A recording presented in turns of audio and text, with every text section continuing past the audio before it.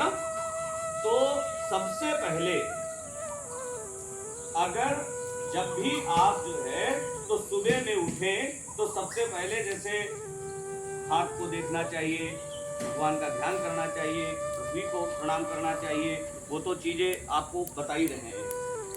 इसके बाद में अपने से जितने भी, यानी केवल माता पिता की बात नहीं है, अपने से जितने भी ज्येष्ठ और श्रेष्ठ परिवार में हैं, अब जैसे हमने कहा कि माँ के और पिता के प्रणाम करना चाहिए, लेकिन अगर बाबा और दादी हैं तो नहीं करेंगे क्या? चाचा है तो, चाची है तो, ताऊ है तो, ताई है, बड़ा भाई है, बहन है, सबको प्रणाम, यानी अपने से ज्येष्ठ को प्रणाम करना चाहिए। अब अगर आप प्रणाम करते हैं तो उस प्रणाम से आपको लाभ क्या मिलेगा? तो इसमें देखो पूरा श्लोक तुम लोगों को बताया गया है, लेकिन लास्ट में जो है 4 चीजें दी गई। पूरा श्लोक यानी अगर हम अभिवादन करते हैं तो क्या हमें मिलता है, तो ये 4 चीजें दी गई है। आयुर विद्या यशो बल। सबसे पहले आयु मिलती है, फिर हमारा दिमाग का विकास होता है, विद्या मिलती है, और चारों तरफ यश फैलता है। क्यों? क्योंकि जब आप कोई भी अच्छा कार्य करेंगे तो उस अच्छे कार्य के लिए जो आपके पास पड़ोसी हैं वो कहेंगे कि भाई इनका बच्चा जो है वो बहुत ही संस्कारवान है ना। तो आयु विद्या यशो बल, और बल की प्राप्ति होती है। अब कैसे? भाई हम नहीं मानते हैं कि हाँ इससे प्रणाम से फल मिलता है, तो उसके लिए एक दृष्टांत है कि एक मृकंडू ऋषि हुआ करते थे। भाई प्रणाम जो है वो प्रणाम करने से लाभ क्या मिलता है, बात ये है। तो हम उसके लिए बता रहे हैं कि मृकंडू ऋषि एक थे, उनके कोई संतान नहीं थी। तो लोगों ने जो है तो कहना शुरू कर दिया कि ये तो इनका मुंह नहीं देखने वाला है और इनके कोई संतान नहीं है और ये है वो है, दुनिया भर की चीजें जो हैं वो बताने लगे। तो अब ये चीज उनको बहुत अंदर से ठेस पहुंचती थी कि बताइए ऐसे ऐसे हमारे पीछे बोला जा रहा है। तो उन्होंने भगवान शिव का जो है तो तप करना शुरू कर दिया, और तप करते करते करते करते बहुत समय व्यतीत हो गया। अंततः गत्वा भगवान शिव को प्रकट होना पड़ा। क्यों?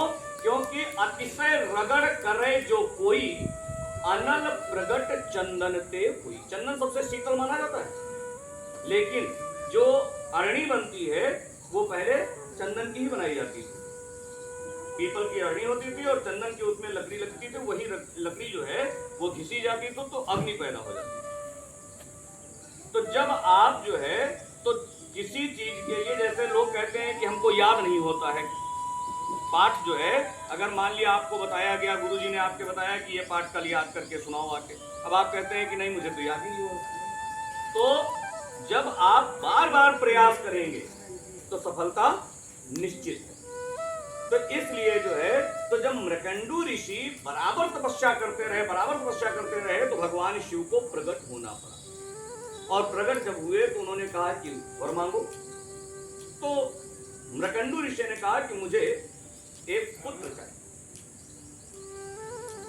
भगवान शिव ने कहा कि ये तो संभव नहीं है, क्योंकि तुम्हारे तो इस जन्म क्या मतलब, यानी अगले कई जन्मों तक, 7 जन्मों तक कोई संतान नहीं है, तो हम कैसे तुमको देते? बोले तो फिर कोई बात नहीं, हम और तपस्या करेंगे, फल तो दोगे। अंत तो भगवान शिव को उन्हें वरदान देना पड़ा। तो उन्होंने कहा कि भाई देखिए ऐसा है कि हम आपको जो है तो संतान तो दे सकते हैं, लेकिन केवल 5 वर्ष के लिए, सिर्फ 5 वर्ष के लिए आपको हम संतान देंगे। इसके ऊपर वो मतलब यानी 5 वर्ष तक वो जीवित रहेगी, उसके बाद में वो खत्म हो जाएगी। मृकंडू ने सोचा कि चलो ना से तो अच्छा है कि कम से कम लोग जो है तो इस तरीके से, तो जो कहते हैं लोग कि निसंतान है तो वो बात तो खत्म हो जाएगी ना। तो इसलिए उन्होंने कहा कि ठीक है कोई बात।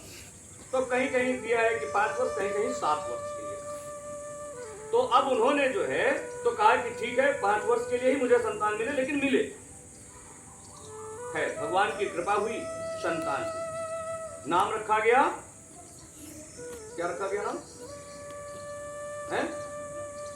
मृकंडू ऋषि के पुत्र का नाम था मार्कंडेय। ठीक। अब जो है तो मार्कंडेय जी जब थोड़ा सा बड़े हुए तो उन्होंने जो है तो मृकंडू ऋषि ने सिखा दिया कि जब भी कोई आए आश्रम में तो सबसे पहले उसको प्रणाम करो। अब अगर आप किसी को प्रणाम करते हैं, मान लिया किसी आपका कोई शत्रु है, उसको अगर आप प्रणाम करेंगे तो वो अगर आशीर्वाद नहीं देगा तो गाली तो नहीं देगा ना, या देगा? नहीं देगा, क्योंकि गाली वो दे ही नहीं सकता है। तो इसलिए जो है तो जब वो मृकंडू ऋषि सिखा दिए अपने बालक को कि भाई सबसे पहले जब भी कोई आए तो उसको सीधे तुरंत प्रणाम करो, तो वो साष्टांग प्रणाम करता है। साष्टांग प्रणाम का मतलब है कि अपने शरीर के एक तो जो तरीका आपको बताया गया था, इस तरीके से दाहिने हाथ से दाहिना पैर और बाएं हाथ से बाएं पैर। तो इसलिए ये प्रणाम करने का एक तो ये तरीका है, लेकिन जो सबसे मेन तरीका है वो है साष्टांग प्रणाम। साष्टांग प्रणाम मतलब यानी जो 8 अंग लगा करके शरीर में 8 अंग पृथ्वी पे लगा दिए जाते हैं और फिर ऐसे प्रणाम किया जाता है लेट कर, है ना? तो वो साष्टांग प्रणाम जो है तो करना सिखा दिया, और जब भी कोई आता तो उसको सीधे वो प्रणाम करते। और प्रणाम करने के बाद में अब उनको आशीर्वाद, जब भी कोई आए तो बस चिरंजीवी भव। चिरंजीवी भव अर्थात 100 साल तक जियो। चिरंजीवी का मतलब है अधिक समय तक जियो, और अधिक समय का मतलब 100 साल तक, क्योंकि मनुष्य की आयु जो है वो 100 साल निर्धारित की गई। तो एक दिन जो है तो नारद जी पहुंच गए। अब जब नारद जी पहुंच गए तो उनको भी मार्कंडेय ऋषि ने सीधे साष्टांग प्रणाम किया, और जैसे ही प्रणाम किया तो नारद जी ने कहा स्वतंत्र जीवी भव, 100 साल तक जियो। आशीर्वाद दे दिया, चलने लग गए। थोड़ी देर जब चलने लग गए तो मृकंडू ऋषि ने हाथ पकड़ लिया, बोले कहाँ? क्यों भाई, अब जाना है मुझे। बोले जाना है, लेकिन पहले ये जो आशीर्वाद दिया है इसका भी तो कुछ प्रतिफल मिलना चाहिए। बोले क्या मतलब? तो बुलाया बालक को। किसको? कौन बालक? मार्कंडेय। तो मार्कंडेय को बुलाया तो उन्होंने देखा हाथ, तो बोले अरे इसकी आयु तो बिल्कुल खत्म हो चुकी है। अब बोले कि या तो आपका आशीर्वाद गलत है, और या फिर भाई आपके आशीर्वाद में ताकत नहीं है, और या फिर जो है तो आप अपने वचन को वापस लीजिए। तो वचन तो वापस हो नहीं सकता है, क्योंकि वचन कभी भी किसी को इसीलिए फिर तो कहा कि चलते हैं ब्रह्मा जी के पास। तो ब्रह्मा जी के पास जब पहुंचे तो ब्रह्मा जी के पास भी जो है तो सीधे वो जो है तो साष्टांग दंडवत किया, और जैसे ही दंडवत किया तो ब्रह्मा जी ने अपने चारों मुखों से बोल दिया आयुष्मान भव, अर्थात 100 साल तक। अब जब बोले तो नारद जी ने कहा कि चलो हम फ्री हो गए, क्योंकि अब ये बुद्धा जाने भाई उनकी दाढ़ी पकी हुई है। बोले अब पिताजी जाने, पिताजी का काम जाने, हम तो अब फ्री हो गए, हमसे कोई मतलब नहीं है। अब तो भाई मैंने आशीर्वाद दिया तो दिया, लेकिन अब तो पिताजी का आशीर्वाद मिल गया। तो अब वहां पर बात आई कि भाई बात क्या है, आप अपने कुछ क्या चल रही है? बोले कि प्रभु इनका जो है तो हाथ तो देखो, इसकी आयु तो देखो। देखो तेरे आयु तो केवल महीनों में शेष रही है, अब क्या करना चाहिए? तो बोले कि भाई ब्रह्मा जी ने कहा कि भाई देखिए ऐसा है कि हम तो केवल लिख देते हैं, केवल ब्रह्मा जी जो है वो केवल लिख देते हैं कि तुम्हारी भाग्य में ये लिख दिया गया। उसके बाद में पालनहार तो कोई और है। पालनहार कौन है? विष्णु भगवान, है ना, जिनका ये टीका लगाए हुए, ये विष्णु भगवान का टीका, समझे? तो अब जो है तो भगवान विष्णु के पास पहुंच गए नारद जी, मृकंडू ऋषि और मार्कंडेय और ब्रह्मा जी, ये चारों पहुंच गए विष्णु भगवान के पास। अब विष्णु भगवान ने कहा अरे आप लोग, तो बोले हाँ बस आ गए। और लड़के ने उसने काम किया, वही साष्टांग दंडवत प्रणाम किया। अब जब प्रणाम किया तो फिर अब भगवान विष्णु ने भी आशीर्वाद दे दिया, क्योंकि आशीर्वाद तो तत्काल मुंह से निकलता है ना। आशीर्वाद जो है तो सोच समझ के नहीं दिया जाता है। आशीर्वाद जैसे ही आप किसी को प्रणाम करेंगे तो आशीर्वाद तो निकल ही जाता है। तो अब जो है तो विष्णु भगवान ने कहा कि आयुष्मान भव। अब ब्रह्मा जी अपनी दाढ़ी पे हाथ फेरे, बोले अब हम फ्री, अब हमसे कोई मतलब नहीं है, हम अब फ्री हो गए। नारद जी ने कहा नारायण नारायण, अब हम भी फ्री। अब तो भाई डबल मोहर लग गई। अब तो भाई हमारे पिताजी ने बोल दिया, पिताजी के पिताजी ने बोल दिया, अब क्या? अब तो पिताजी के पिताजी बोल दिए, क्योंकि विष्णु भगवान की मतलब यानी ब्रह्मा की उत्पत्ति कैसे हुई? विष्णु भगवान से नाभि से। तो जब विष्णु भगवान की नाभि से हुई तो ब्रह्मा का पिता कौन हुआ? विष्णु भगवान। तो अब जो है तो जब विष्णु भगवान जो है तो नारद के कौन हुए? बाबा हो गए। क्यों? क्योंकि नारद जी ब्रह्मा के पुत्र हैं, मानस पुत्र हैं। तो अब बोले कि भाई अब तो हम फ्री हो गए। तो बोले बात क्या है, कहां से फ्री हो गए, कैसे फ्री हो गए? बोले कि इसका हाथ तो देखिए, इसकी उम्र तो देखिए। अब जैसे ही मार्कंडेय की उम्र देखी तो दिनों में, बोले ये तो बड़ा गड़बड़ हो गया, अब क्या करें? क्योंकि आशीर्वाद तो किसने दिया था? कैसे आशीर्वाद? उम्र की जो है सीमा किसने निर्धारित की थी? शिव जी ने। तो अब जब शिव जी ने निर्धारित किए तो शिव जी की बात को तो नहीं कोई काट सकता है। तो अब कहा कि अगर हम मान लिया शिव जी की बात को काट देते हैं और हम उम्र बढ़ा देते हैं तो ये तो गलत होगा। भाई किसी अगर मान लिया एक जो है तो डीएम एक जो है तो आदेश कर दे, उसको जो है तो एसडीएम काट देगा। और अगर एसडीएम जब नहीं मतलब यानी एसडीएम अगर मतलब एक कोई चीज दे दे लिख करके तो उसको तहसीलदार काट सकता है। और अगर तहसीलदार जो है तो अगर कोई चीज आदेश कर दे तो उसको एक जो है कानून को या लेखपाल काट सकता है? नहीं काट सकता। तो अब भगवान शिव के जो है भगवान शिव सबके आका, तो उन्होंने कहा कि भाई अब चलो शिव जी से ही कहते हैं कि आप ही ने आशीर्वाद दिया था, अब हम लोगों ने आशीर्वाद दे दिया है, अब आप ही इसका कोई निस्तारण करिए।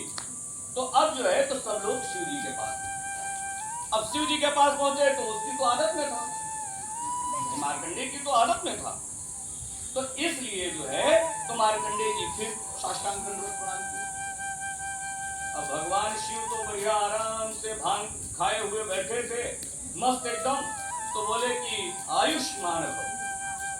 बोले बस अब ये जाने इनका काम जाने, भांग खाए जो है तो आराम से जो है तो आशीर्वाद देते हैं, अब हम फ्री हो गए, अब हमसे कोई किसी प्रकार से मतलब नहीं है।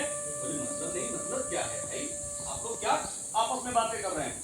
बोले महाराज ये आप ही का चेला है और आप ही ने इसको जो है तो 5 साल के लिए उम्र दी है, और अब जो है आप कह रहे हो कि आयुष्मान भव यानी 100 साल दियो। ये कहां हमको फंसा दिया? बोले अब आप फंसे नहीं, अब आप ही जानो, अब आप ही, या तो वो वचन सत्य नहीं है या ये वचन सत्य नहीं है, दो में से एक तो करना पड़ेगा। तो भगवान शिव ने कहा कि ठीक है कोई बात नहीं है, हमने 5 साल दिए हैं ना। तो बोले हाँ 5 साल दिए। बोले 5 ही साल रहेगा ये। कैसे? तो 5 साल तो इसके पूरे होने को। बोले मैंने ये तो नहीं कहा था कि वो 5 साल कौन से हैं। भाई जब आशीर्वाद मैंने दिया है तो दिन भी तो मेरे होंगे। जब आशीर्वाद मैंने दिया है तो दिन भी तो मेरे होंगे। तो अब भगवान शिव के कैसे दिन होते हैं? तो कहते हैं हमारा और आपका समय कितने घंटे का है? 24 घंटे का। मुझे नहीं पता है, आप लोग बता रहे हो, वही मानना है ना। तो कितने घंटे का है? 24 घंटे का, यानी 12 घंटे दिन 12 घंटे रात, ऐसे तो लेकिन जो देवताओं का दिन होता है और रात्रि होती है, वो होती है एक जो हमारा लोगों का सूर्य जो है वो दक्षिणायन होता है और उत्तरायण होता है ना। जोर से बोल दिया करो, अगर मालूम है तो उस चीज को अपने अंदर हम कह रहे हैं ज्यादा ज्यादा तुम गलत बोलोगे तो किससे बोलोगे? अपने से बड़े से, है ना। इस समय हम तुम्हारे उसमें गुरु की स्थिति में करें तो गुरु के सामने अगर मान लिया गलत भी बोलोगे तभी तो बताएगा तुमको। अब तो मालूम हुआ कि मालूम है लेकिन उसके बावजूद तुम, अब ये क्या है? तो इसलिए अपनी बात को रखना चाहिए। अगर गलत हो गए तो वहां पर गुरु आपको संभालेगा, और जब मालूम है तुम अपनी बात को रख ही नहीं पा रहे हो तो क्या है?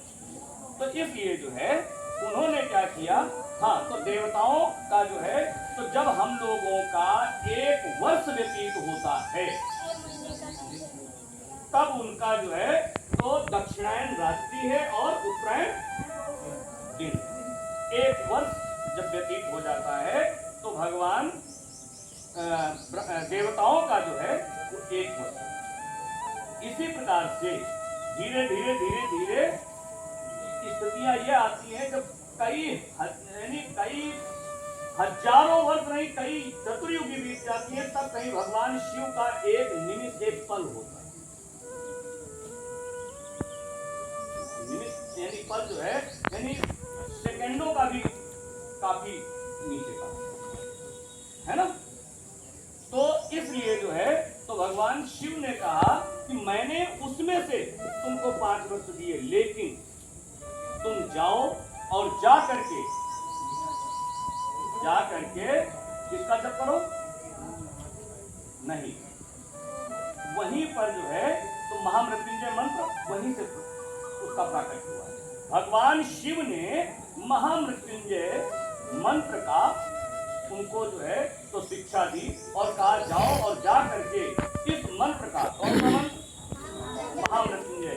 अब महामृत्युंजय जैसे एक होता है लघु मृत्युंजय। लघु मृत्युंजय ओम ह्रौम ओम जूं शा। फिर महामृत्युंजय, फिर यानी मृत्युंजय क्या है? ओम त्र्यंबकम यजामहे सुगंधिम पुष्टिवर्धनम उर्वारुकमिव बंधनान् मृत्योर्मुक्षीयमामृतात्, है ना। यह है मृत्युंजय। फिर महामृत्युंजय। अब महा कैसे लग गया? आप ये बताइए, घर में सबसे बड़े आप हैं? आपसे बड़ा? नहीं, भाइयों बच्चों में। अच्छा, ये बड़ा है? चलो, तुम बड़े हो ना? और कौन बड़ा है अपने घर में? तुम बड़ी हो। और तुम बड़ी हो। और कौन बड़ा है? तुम भी बड़ी हो अपने घर में, हैं? अच्छा, तुम भी बड़े हो अपने घर में? तो बड़े पैदा हुए थे,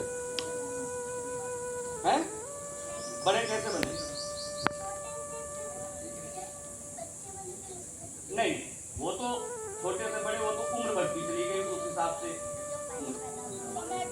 लेकिन कैसे? हाँ, पहले लेकिन वो कैसे बड़ा हो गया? एक बात बताइए, ये जो है ये बड़ा है ना? है? कैसे बड़ा? कैसे बड़ा है भाई? ये क्या है बताओ? नहीं, ये मतलब यानी इसको अगर आप कहें तो कैसे, क्या कहेंगे कि ये बड़ा है या छोटा है? कैसे? हैं? अरे जब ये एक ही है तो ना ये बड़ा है ना ये छोटा है ना भाई? आप बताइए, ये बड़ा है या छोटा? क्यों? क्योंकि एक है। अच्छा, अब बताइए बड़ा कौन है? और ये तो बड़ा किसने बनाया? छोटे ने आपको बड़ा बना दिया। यानी जब बड़ा पैदा नहीं हुआ था, बड़ा किसने बनाया? छोटे ने। तो जब हम यानी किसी छोटे को अपने साथ बिठा के चलेंगे, जब हम समाज में सबको लेके चलेंगे तो हम ऑटोमेटिक महान बन जाएंगे। तो हमने क्या किया, यानी महामृत्युंजय कैसे बना कि जब हमने लघु को भी मृत्युंजय के साथ जोड़ दिया, छोटे को बड़े के साथ जोड़ दिया, तो महामृत्युंजय बन गया। तो महामृत्युंजय क्या बन गया? ओम ह्रौम ओम यूं शाह भूर्भुवः स्वः त्र्यंबकं यजामहे सुगंधिं पुष्टिवर्धनम् उर्वारुकमिव बन्धनान् मृत्योर्मुक्षीय मामृतात् भूर्भुवः स्त्रौं यूं शाह ह्रौं। ये महामृत्युंजय। तो ये महामृत्युंजय कैसे हुआ? छोटे ने बड़ा कर दिया, बड़ा था नहीं, जब छोटा हुआ तो बड़ा हो गया, है ना? तो यानी पहले छोटा कैसे था? अब ये बताओ, ये बड़ा है छोटा है? हाँ, ये सामान्य है ना, ये छोटा है ना बड़ा है? बताओ भाई, छोटा है या बड़ा है? क्यों? क्योंकि ये एक है, अकेला है ना? और अब है ना, तो इसके आ जाने से ये बड़ा हुआ या पहले से बड़ा था? इसके आ जाने से बड़ा हुआ, तो इसलिए महामृत्युंजय लघु मृत्युंजय जोड़ देने से महामृत्युंजय हो जाता है। तो भगवान शिव ने कहा कि जाओ, तुम जा करके महामृत्युंजय का जप करो और तुमको हमारे 5 वर्षों में से वो 5 वर्ष मिलेंगे। तो आज की स्थिति ये है कि मार्कंडेय ऋषि की उम्र सबसे ज्यादा, सबसे अधिक हो गई। अब सबसे अधिक हुई तो किसके बराबर हो गई? सब, यानी 7 लोग जो है चिरंजीवी, 7 लोग जो है चिरंजीवी है। कौन कौन? एक श्लोक देखो, कल जो है तो आपके गुरुजी याद करा देंगे, मैं सुना देता हूं, गिनते जाओ, हम हो सकता है भूल जाएं। अश्वत्थामा, बलिर, व्यासो, हनुमानश्च, विभीषणः, कृपा परशुरामश्च, सप्तैते चिरजीविनः। ये 7 चिरंजीवी हैं, लेकिन मार्कंडेय ऋषि इससे भी ऊपर है ना। इसमें जो है मार्कंडेय का नाम नहीं है भाई, अश्वत्थामा, बलिर, व्यासो, हनुमानश्च, विभीषणः, कृपा परशुरामश्च, सप्तैते चिरजीविनः। ये 7 हैं, लेकिन इनसे भी ऊपर उनका नाम आ गया मार्कंडेय ऋषि। तो मार्कंडेय ऋषि की सबसे ज्यादा उम्र मानी जाती है। क्यों? क्योंकि उन्होंने